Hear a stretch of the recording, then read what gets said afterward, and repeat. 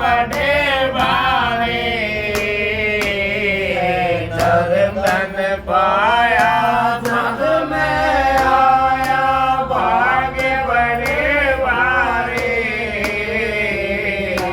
भूल भुलाया कदर न जानी रे बरतन ढारे। भाई भूल भुलाया कदर न जानी रे बरतन ढारे। तेरा जन्म मरण मिट जाए गुरु का नाम सुमर प्यारे। जन्म मरण मिट जाए गुरु का नाम सुमर प्यारे। नाम सुमर प्यारे गुरु का नाम सुमर प्यारे। तेरो जन्म मरण मिट जाए गुरु का नाम सुमर प्यारे। बालापन में मन के लड़ में दुख सुख ना डारे। बालापन में मन के लड़ में दुख सुख ना डारे। जान होया जब नारी बस रे तन मन जब हारे। भाई जान होया जब नारी बस रे तन मन जब हारे। तेरो जन्म मरण मिट जाए गुरु का नाम सुमर प्यारे।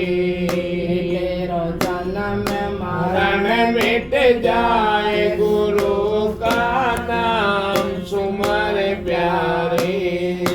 नाम सुमर प्यारे गुरु का नाम सुमर प्यारे। तेरो जन्म मरण मिट जाए गुरु का नाम सुमर प्यारे। बूढ़ा हो के घर में रह के सुने वचन कारे। बूढ़ा हो के घर में रह के सुने वचन कारे। दुर्लभ काया रोग सताया तृष्णा सब हारे। भाई दुर्लभ काया रोग सताया तृष्णा सब हारे। तेरो जन्म मरण मिट जाए गुरु का नाम सुमर प्यारे। नाम सुमर प्यारे गुरु का नाम सुमर प्यारे। तेरो जन्म मरण मिट जाए सोएब का नाम सुमर प्यारे। उमरा राम न सुमरा काड़याण मारे। बीती उमरा गुरु न सुमरा काड़याण मारे। कह कबीर सुनो भाई साधु कौन विपत डाले। भाई कह कबीर सुनो भाई साधु कौन विपत हारे। तेरो जन्म मरण प्यारे गुरु का नाम सुमर प्यारे। नाम सुमर प्यारे गुरु का नाम सुमर प्यारे। तेरो जन्म मरण मिट जाए गुरु का नाम सुमर प्यारे। राधा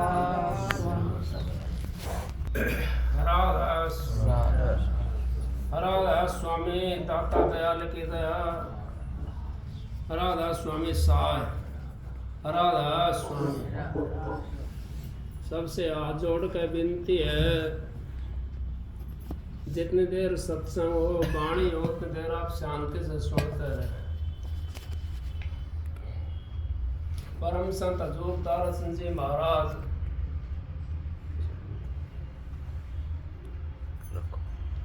वे तो शहंशाहों के शहंशाह,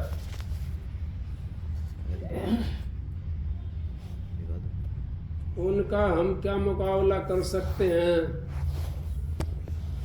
उन्होंने तो अपनी सारा जीवन जो था ना उस भक्ति के अंदर लगा दिया। कौन सी भक्ति में लगा दिया? आपको तो 5 साल की उम्र में ही, 5 साल से पहले में समझ लो आप, 5 साल का तो फिर भी बड़ा बच्चा हो जाता है। वो तो पहले से ही उस परमात्मा की भक्ति में लग गए थे। ये शब्द गाया कबीर साहब ने, गुरु का नाम सुमर प्यारे। गुरु का नाम हमारे को उस जगह ले जाता है जहां पर हमारे को कोई नहीं ले जा सकता। वो तो हमारे को इतनी शक्ति देता है। कहिए नानक साहब ने, सबद धरती सबद आकाशा, सबद सबद भयो प्रकाशा, सारी सृष्टि सबद विराज, नानक घट सबद घट आज। अब जितना पसारा वो शब्द का है, और सतगुरु उस शब्द के अंदर हमारे को ले जा करके छोड़ देता है।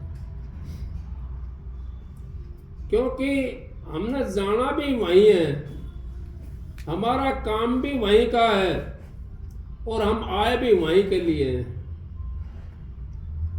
चाहे कोई कितने जन्मों में जाओ, उसका पैंडा इस सोले से जबे छूट पाएगा जब वो गुरु के शब्द में जाकर मिल जाएगा। नहीं तो इतने सृष्टि पे आता रहेगा और जाता रहेगा। कितनी दफा जाएगा, कितनी दफा आएगा, कोई पता नहीं, कोई अंदाजा नहीं। और कितनी बार परलय होगी, कितनी बार महापरलय होगी, उनके अंदर भी वो आता जाता रहेगा और दुखों को भोगता रहेगा।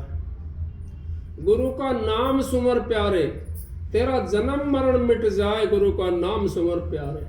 अगर जन्म मरण से हमने अगर छुटकारा पाना है तो गुरु का सहारा लेना पड़ेगा। अगर हमने उस परमात्मा से मिलना है और अपना ये जीवन भी सुधारना और अगला भी सुधारना है, तो हमने गुरु की शरण में जाना पड़ेगा। क्यों जाना पड़ेगा गुरु की शरण में? अब गुरु के बिना सारा जग अंधियारा है। जैसे कि आप देखते होंगे, अगर सारा रात अंधेरा है और रात के अंधेरा रहता है, तो चाहे आप करोड़ों बल्ब चसा दो, करोड़ों मोमबत्ती चसा दो, करोड़ों लालटेन चसा दो, लेकिन रात को वो दिन में नहीं बदल सकते। और गुरु तो उस रात को एक ऐसा दीपक दे करके हमारे को दिन में बदल देता है, वो उस प्रकाश में बदल देता है, वो उस रात को चांदने के अंदर बदल देता है। हमने फिर किसके पास में जाना है? हमने तो गुरु के पास में जाना है, क्योंकि सारे हम अंधेरे के अंदर बैठे हुए हैं। गुरु के चरण के अंदर चालना है, गुरु के उस वचन के अंदर चालना है, गुरु के उस नाम के अंदर चालना है, जिसको हमने अपनाना है। अगर हम अंधेरे के अंदर बैठे रहे तो फिर कहिए महाराज जी कहते हैं, वस्तु कहीं खोजे कहीं और किस भी दावे हाथ, वस्तु जब पाइए बेदी लीना साथ। फिर बेदी लीना साथ, दिन वस्तु लखाए कोट जन्म का पंथर पल में पहुंचा जाए। अब कोटि जन्मों का पंथ एक सेकंड के अंदर गुरु महाराज काट देते हैं। क्यों काट देते हैं? उनके पास में वो रसायन है, उनके पास में वो नाम रूपी धार की तलवार है, जिसको हमारे उसमें लगा करके और वो उस नाम को सूरत को इतना चमका देते हैं। अब वो प्रकाशमान तो होती है और प्रकाश में ही वो चली जाती है, क्योंकि गुरु ये चांदने से अंधेरे से चांदने के अंदर ला सकता है, बाकी किसी की ताकत नहीं है। क्योंकि आपने देखा होगा कितना भी बड़ा ज्ञानी हो, कितना भी बड़ा विद्वान हो, सब इस तीन लोक की बात करते हैं। क्यों करते हैं? अब वो अंधेरे के अंदर बैठे हुए हैं। चांदने के अंदर जो बैठता है, चांदने से के पास में जो रहता है, वही चांदने की बात कर सकता है, बाकी चांदने की बात नहीं कर सकते। क्यों नहीं कर सकते? अब उन्होंने तो चांदना देखा ही नहीं है, फिर चांदने की बात कैसे करेंगे?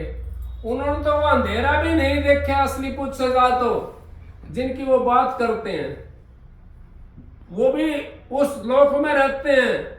अब जहां थोड़ा बहुत चांदना होता, जिनकी वो बात करते हैं, वो तो कति अंधेरे के अंदर बैठे हुए हैं।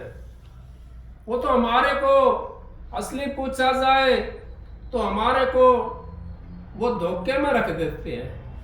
क्यों रख देते हैं धोखे के अंदर? यूं कहते हैं ना भाई, इस संसार के अंदर है जो कुछ है, बाहर नहीं है।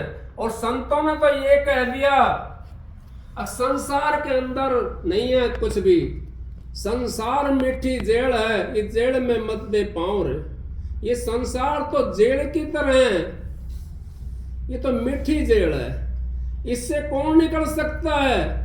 इससे वही निकल सकता है जो गुरु की शरण में चला गया। अगर गुरु की शरण में हम चले जाते हैं तो हमारी वो मीठी जेड़ है ना, वो कट जाती है। फिर भी कैसे फंस जाते हैं हम गुरु को मानते नहीं है, गुरु को ऊपर ऊपर धावते, गुरु को मन भीतर नहीं लाते।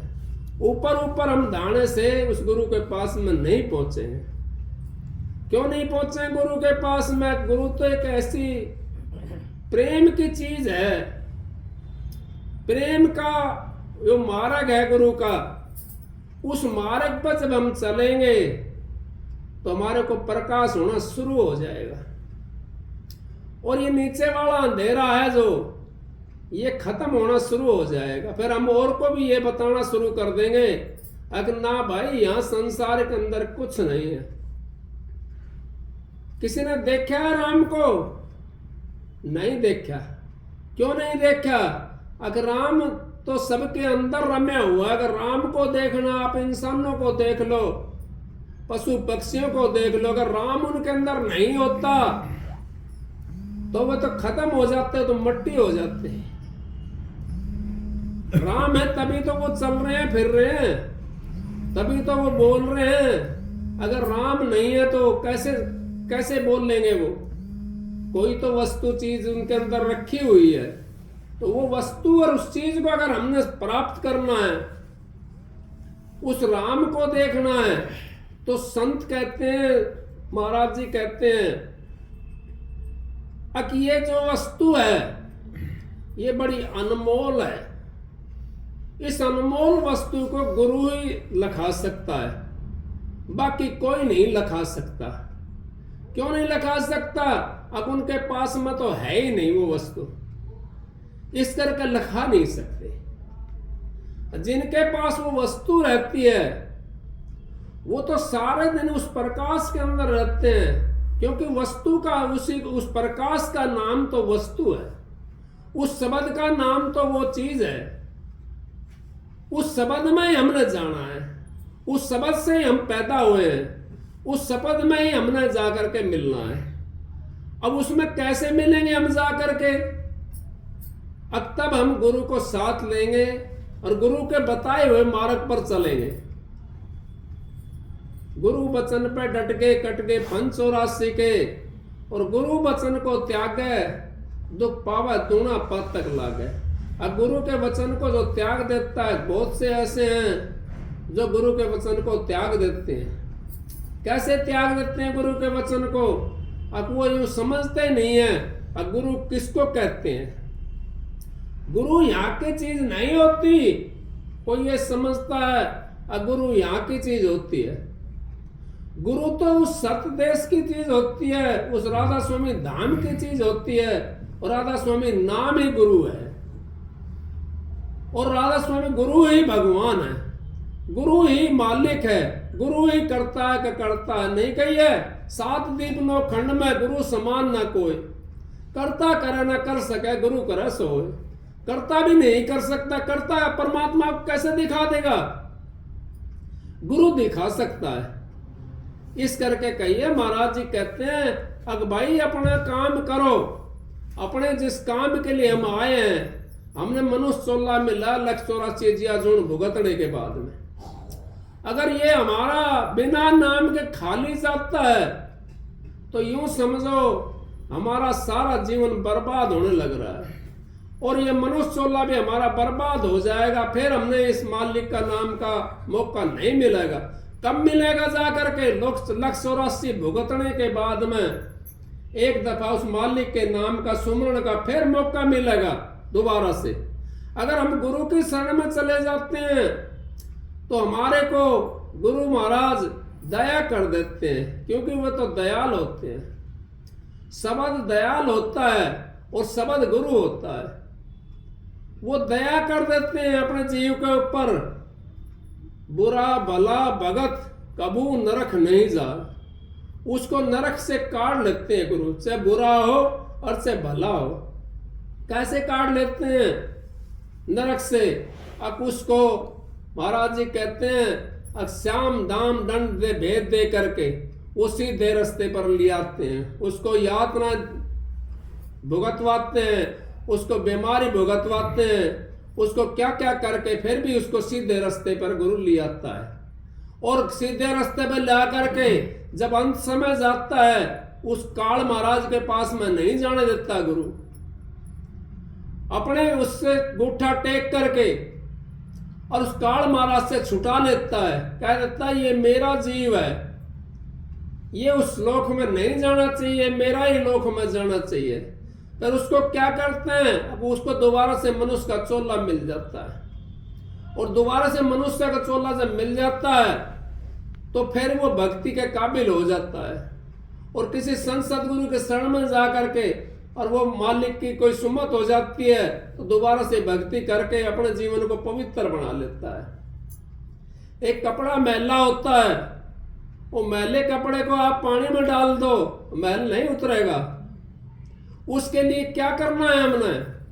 उसके लिए हमने साबुन लगानी पड़ेगी, या सरफ लगाना पड़ेगा, या भट्टी में देना पड़ेगा उसको कपड़े को। और भट्टी में जब जाएगा तो क्या कपड़ा गर्म नहीं होगा?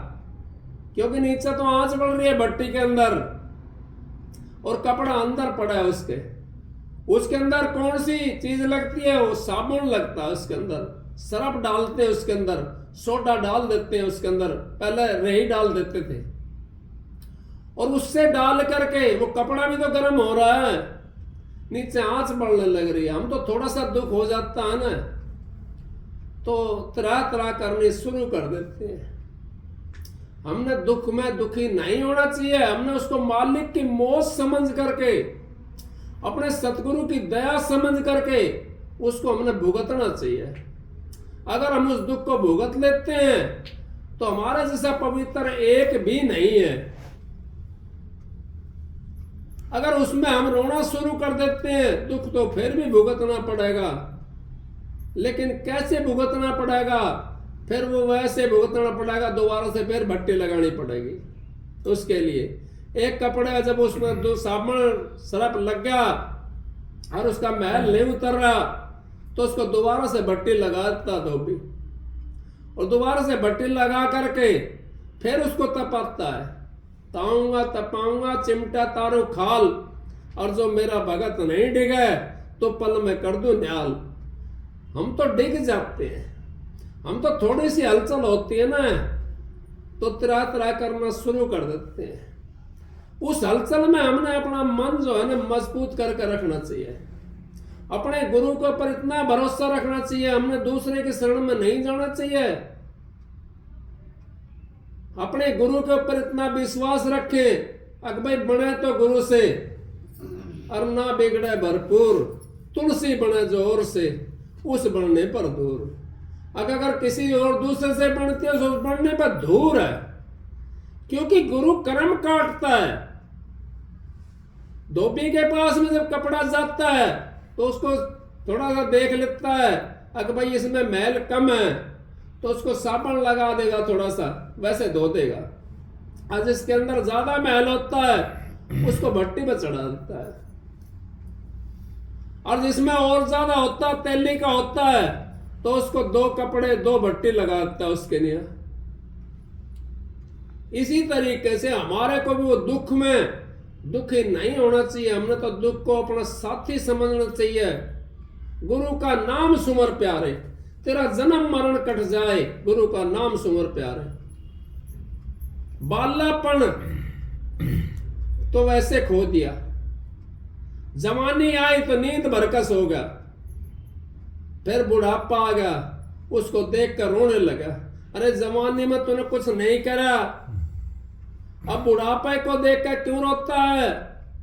वो तो आना ही है भाई। वो तो कहिए महाराज जी कहते हैं बचपन का तो पता नहीं पड़ता, और जवानी जाने के बाद में दोबारा नहीं आती, और बुढ़ापा आ गया ना तो आकर के जाता नहीं है, वो तो लेकर के जाता है।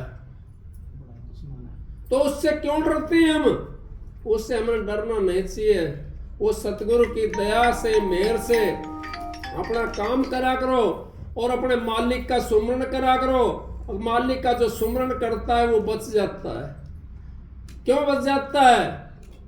अब वो जो एक वो होती है ना, अगर हम उस चक्की के साथ में रहते हैं, किला के पास में चक्की होती है, और किले के पास में जो रह जाता है वो दाना बच जाता है, और जो गरंड में चला जाता है वो पीस जाता है। क्यों पीस जाता है? वो तो गरंड में चला गया, उसने किला का सहारा नहीं लिया। और जिसने किले का सहारा ले लिया, जिसने अपने सतगुरु का सहारा ले लिया, वो गरंड के अंदर कभी नहीं जा सकता। वो तो उसके अंदर जाकर समा गया। चलती चक्की देखकर भय कबीर उदास, और 2 पाटन के बीच में कोई ना बचा, कोई भी नहीं बचा उन दोनों पाटों के बीच में। उस संसार के ये 2 पाठ हैं, इसके बीच में अगर कोई बचा हो तो बताओ। कोई नहीं बचा। कितना ही बढ़िया संत हो, उसको भी संसार ने लाक्षण लगा करके, लेकिन संतों पर लाक्षण नहीं लगते हैं। महाराज जी कितनी गैल करी, कहीं कुछ करा कहीं कुछ करा, कितना नाम है महाराज जी का, कितनी संगत है उनकी, उनका आशीर्वाद तो है। उनके आशीर्वाद से आज हम भी बोल लेते हैं। अगर उनका आशीर्वाद नहीं होता तो हम भी नहीं बोल सकते, क्योंकि हमारे ऊपर तो दया महाराज जी ने किया है। उन्होंने हमारा को जो है सहारा दिया, और उन्होंने हमारे को इस संसार से निकलने का रास्ता बताया। अगर इस संसार से भाई ऐसे निकल सकते हैं हम।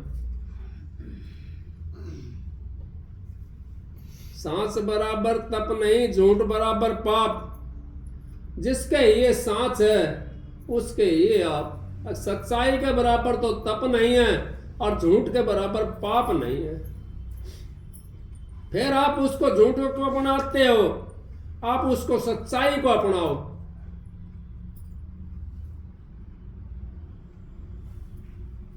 नहीं कही कबीर साहब ने, अक्कर झूठ से ने जान पूछ साची तजे, और करे झूठ से ने वाकई संगत राम जी सुपना हो ना दे।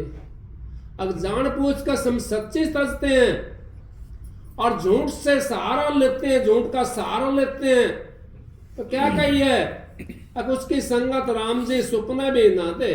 उसकी संगत तो हमारे को सपने में नहीं मिलनी चाहिए। जागृत अवस्था तो ऐसी है, सपना का भी उसका सहारा नहीं मिलना चाहिए। कई बार सपने के अंदर हम पता नहीं कहाँ चले जाते हैं। सपना आता है, कहीं चले जाते हैं, कहीं दलदल में बढ़ जाते हैं, कहीं कहीं चले जाते हैं, कहीं गुफा में बढ़ जाते हैं। सपना ले जाता है, तो सपने का भी सहारा उसको जानबूझ कर जो सच्ची को तजता है, सच्चाई को तजता है और झूठ का सहारा लेता है, उसकी तो संगत सपने में नहीं मिला है तो मालिक बढ़िया ना कहिए। नरक का बास इससे बढ़िया तो नरक का बास मिल जाए। अगर हमने नरक का बास मिल जाए, इससे बढ़िया संगत बढ़िया मिले तो बढ़िया बात है, और बढ़िया अगर नहीं मिलती संगत तो नरक का बास मिल जाए वो भी बढ़िया है। उस संगत से हमारा काम खराब हो जाता है। संगत ही हमारे को उबार देती है और संगत ही हमारे को डुबा देती है। कई बार होता है हम जब संगत का साथ करते हैं, हम अच्छाई बुराई को नहीं देखते तो हमारे को डूबना शुरू हो जाता है और रसातल में चले जाते हैं। हम जब अच्छाई बुराई को देख लेंगे तो हम रसातल में नहीं जा सकते। हम तो सतगुरु से मिलने की कोशिश करेंगे और सतगुरु से मिल जाते हैं। फिर यूं कहिए, लास्ट कली के माए कहिए, आज सत्संग दूसरी जगह भी है, टाइम कम है, आज जाना है मैंने कहीं, तो लास्ट कली में कहिए, घर में शोक है, बूढ़ा हो क्या घर में शोक है, वचन सुने खारे। अरे बूढ़ा हो जा घर में सोए तो वचन तो खारा सुनेगा, क्योंकि पहले तो चेत नहीं करा, अब बुढ़ापा आ गया, ये बालिका ने नुगर राम का नाम ले लो, क्योंकि अगला बस की नहीं रहे कुछ भी, अब राम का नाम ले लो। अरे उस जवानी के माए लेते राम का नाम, आपको कुछ हासिल होता। चलो महाराज जी यूं कहते हैं, अगर भाई 100 हाथ की रस्सी कुएं का मां जा रही है और 2 आंगल के हाथ में आ गई तो अपने को निकाल सकता है। चलो बुढ़ापा में भी अगर उसने राम का नाम ले लिया तो कम से कम उसको इतना तो जरूरत मनुष्य मिल जाएगा, क्योंकि कहिए अपनी रामायण ने, अगर जहां आशा ताई बासा, जहां हमारी आस होती है, लेकिन राम का नाम का सहारा कब लेंगे हम? बुढ़ापा आ जाएगा जब हम राम का नाम का सहारा लेते हैं। और उसमें भी क्या होता है, उसमें भी हम लफ्जों वाला नाम का सहारा लेते हैं, क्योंकि भजन तो हमारा होता नहीं बैठ करके।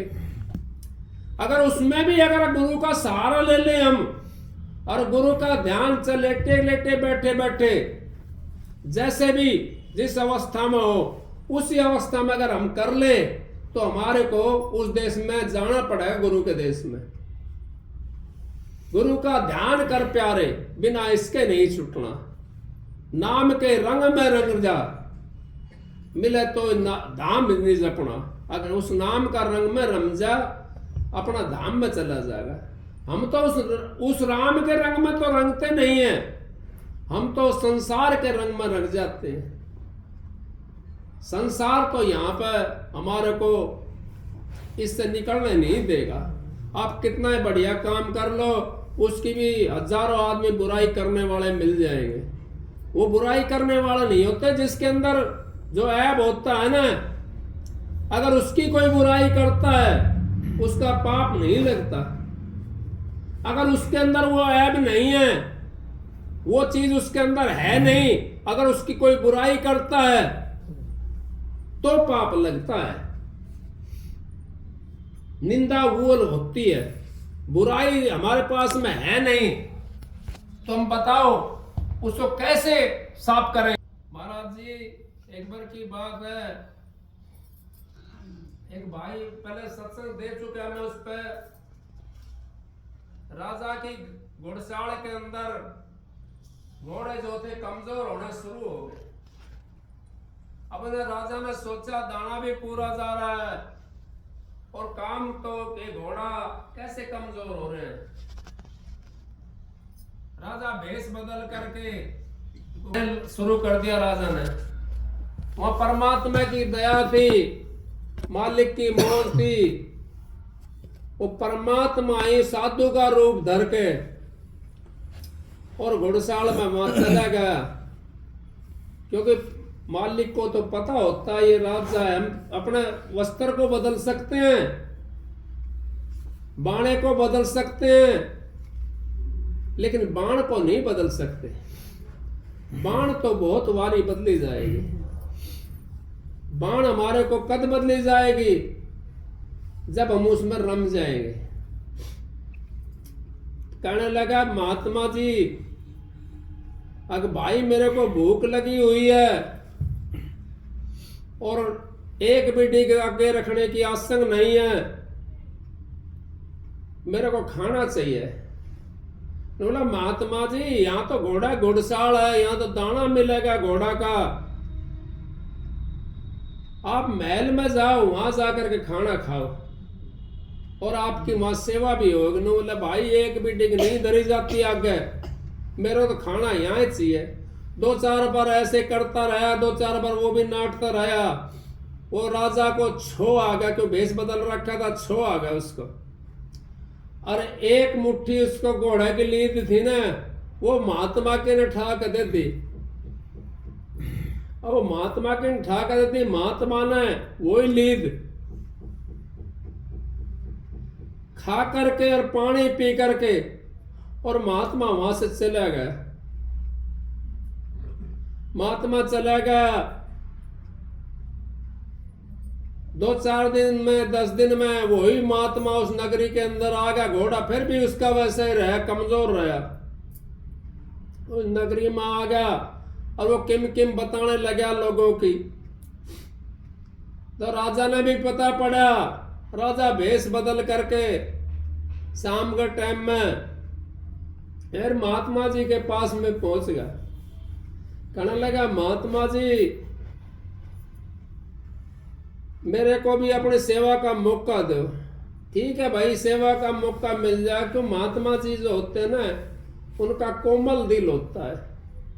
वो चाहे उसका कोई दुश्मन जाओ, चाहे कोई प्यारा जाओ, महाराज जी सबको जगह देते थे। क्यों देते थे? अब उनका कोमल हृदय था। ऐसे भाई जी हैं बोंद आश्रम में, वो भी चेले के चेलों को बैठा लेते अपने साथ में वहां पे, और उनसे भी कहा भाई सत्संग कर, बोल भाई। क्यों? कोमल हृदय जब होता है जिसका, वो ये चीज देखता नहीं है।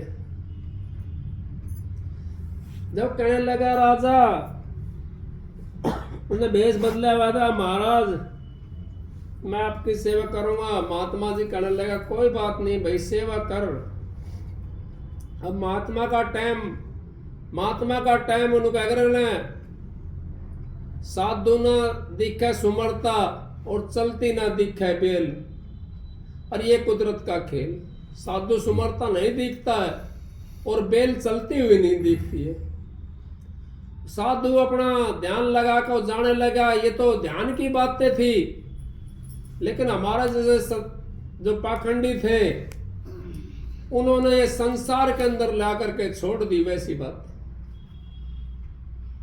उसके लिए जब ध्यान लगाया तो वो तो रोज परमात्मा से मिलते थे। संत महात्मा तो रोज परमात्मा से मिलते हैं, और तो पलक मारते परमात्मा से दर्शन करते, पलक मारते चले जाते। तो राजा जो था, वो उनका विमान था, उसको लटक कर चला गया वहां पे जहां राजा का महल था, उस देश में चला गया जो मरने के बाद में मिलना था उसको। अब वो जा करके देखा महात्मा ने, अगवा यहाँ राजा भी आया है। वो सारा ये दिखा दिया, ये फलाने का महल, ये ढिकड़े का महल, ये उसका महल और ये उसका महल। अब उस राजा का नहीं बता रहा। अब वो कहा महात्मा जी, वो फलाना राजा का महल कहाँ पे है?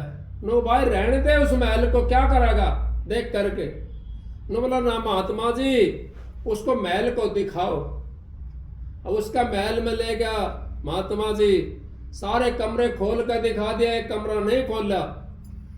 कहने लगा महात्मा जी से, अब महात्मा जी ये कमरा क्यों नहीं खोला, इसको भी खोल कर दिखाओ। न बोला भाई इसको मत ना खुलवावे, ये तो ऐसा ही है। न बोला महात्मा जी ज्यादा लंबी बात ना करके शॉर्ट में कर रहा हूं बात को।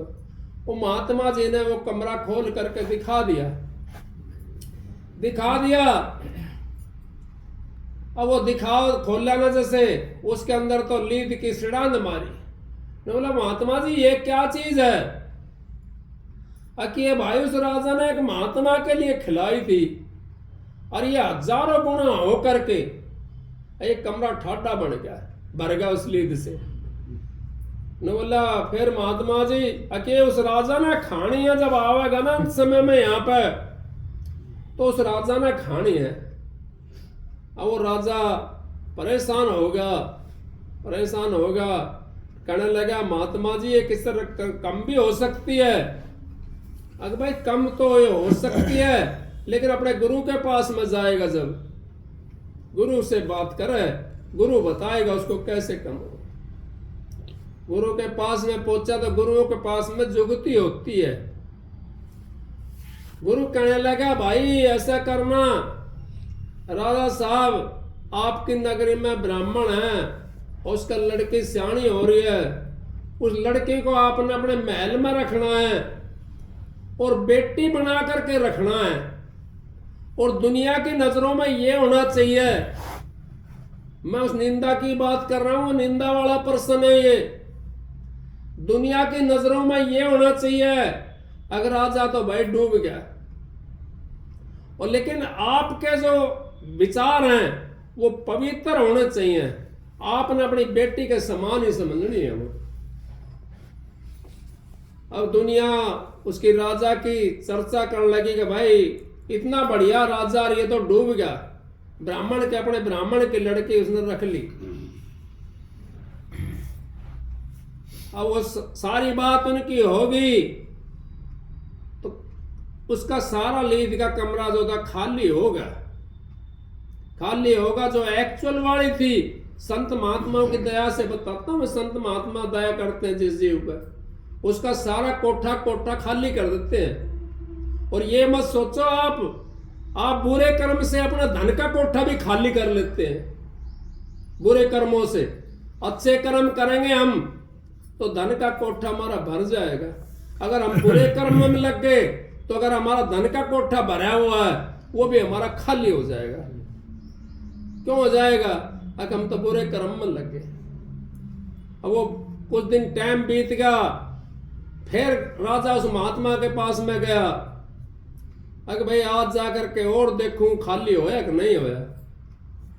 वो जो जितनी राजा ने लीद दी थी उतनी उस कमरे के अंदर पड़ी। राजा महात्मा गैल गया उस लोक के अंदर, वही लीद पड़ी। बोला भाई ये तो तूने खानी पड़ेगी। बोला महात्मा जी मेरे तो ना खाई जा। अब तो भाई एक काम कर, अपना गुरु से जाकर पता कर, पूछ गुरु से। गुरु के पास में आया और गुरु के चरणों में पड़ गया, महाराज मेरा बस की लीद खानी नहीं है, मैं नहीं खा सकता। न बोले भाई कोई बात नहीं, तो एक काम कर, अगर ये लीद खत्म हो सकती है, अगर कोई संत इसकी वो कर दे तो, संत अगर इसकी कोई निंदा कर दे तो ये खत्म हो सकती है। संसार की निंदा से तो वो खाली होगी। वो निंदा होती है उसके अंदर जिसके अंदर जो दाग नहीं होता, और उसका दुनिया दाग लगाना चाहती है, उसको कहते हैं निंदा। और जिसके अंदर दाग होता है ना, उसकी निंदा नहीं होती है कभी भी। ये आपका प्रश्न का उत्तर आ गया है। कहने लगे भाई संत महात्मा कौन है? उस टाइम के जो संत थे उनके पास में राजा भेष बदल करके चला गया और अपनी बुराई अपना आप शुरू कर दी। राजा ने अपनी बुराई अपना आप शुरू कर दी। कहने लगा भाई इस नगरी का राजा तो बहुत ज्यादा वैसा है, खराब है, अपने ब्राह्मण की लड़की रखी हुई है। तो संत महात्मा तो देख लेते हैं, संतन के हित होते सबके घट की बात। घट घट देखे लग को पूछे जात ना पात। अब वो तो सबके हृदय को पहचान लेते हैं। अब इसके हृदय के अंदर संत माथे को देख करके पढ़ लेते हैं, संत चेहरा देख करके पढ़ लेते हैं, संत भाव को देख करके पढ़ लेते हैं। हमें तो नहीं पढ़ सकते उन चीजों को, लेकिन संत महात्मा उस प्रकाश के अंदर रहते हैं तो उनका तो भाव वो सामने पता पड़ जाता, झलक जाता है। अब वो संत कहने लगे भाई वो तो लीद आपने खानी पड़ेगी, मैं निंदा नहीं करूंगा। संत कहने लगा मैं नहीं करूंगा, राजा बहुत बढ़िया है,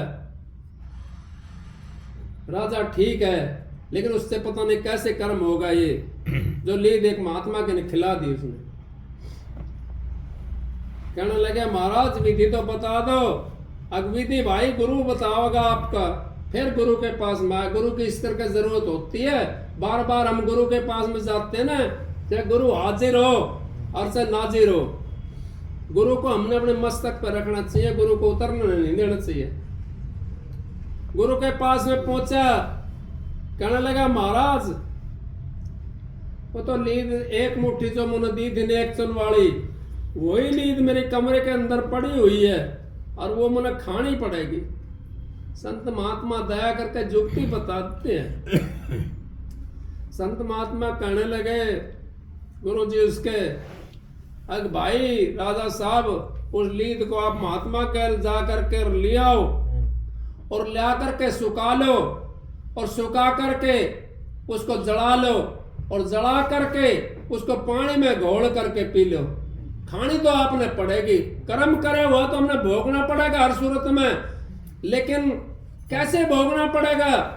अब वो कितना कमरा भरा हुआ था लीज का, वो सारा खाली होगा और जो दिया था वो भी खाना था हमने। तो संत महात्माओं की जब शरण में जाते हैं, हमारे ऊपर दया करके हमारे को वो युक्ति बताते हैं भोगने वाली, अब जीव बच भी जाता है और उस कर्म को काट भी लेता है।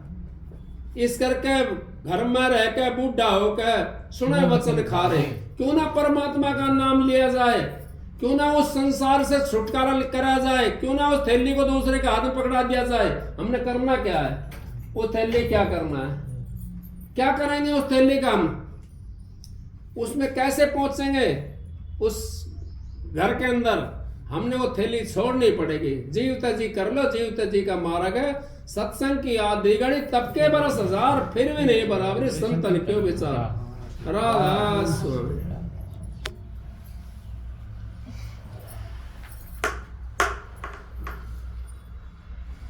छोड़ दिया।